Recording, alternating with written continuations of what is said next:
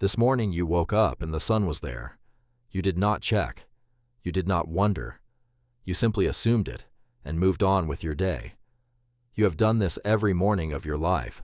Every human who has ever lived has done this. And in all of recorded history, the sun has never once failed to show up at full strength.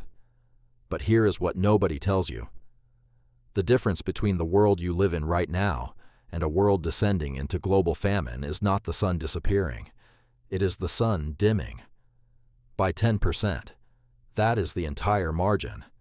10% of sunlight stands between civilization and collapse. And most people will go their entire lives without ever knowing that number exists. The first thing to understand is that Earth's temperature is not as stable as it feels.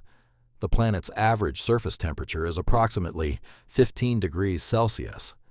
A 10% reduction in solar output would drop that average by somewhere between 10 and 15 degrees globally.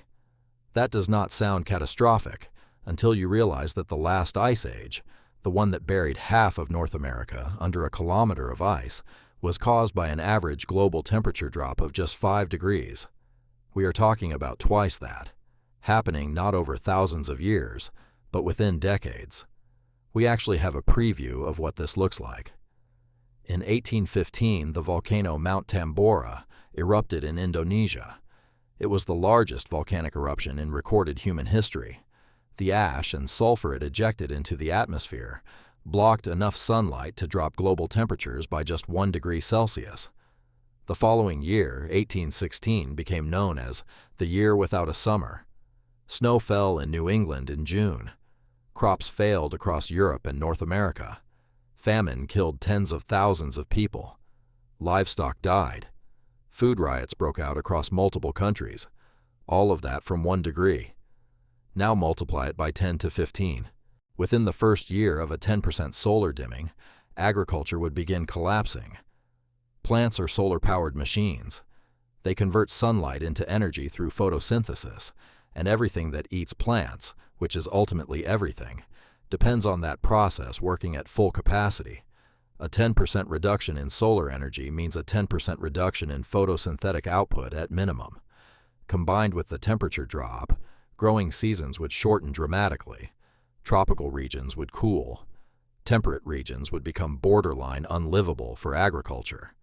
The breadbaskets of the world, the vast grain-producing plains of North America, Ukraine, and China, would see yields collapse within 2 to 3 growing seasons. The oceans would follow. Phytoplankton, the microscopic organisms that produce roughly half of all the oxygen on Earth and form the base of the entire marine food chain, are extraordinarily sensitive to temperature and light.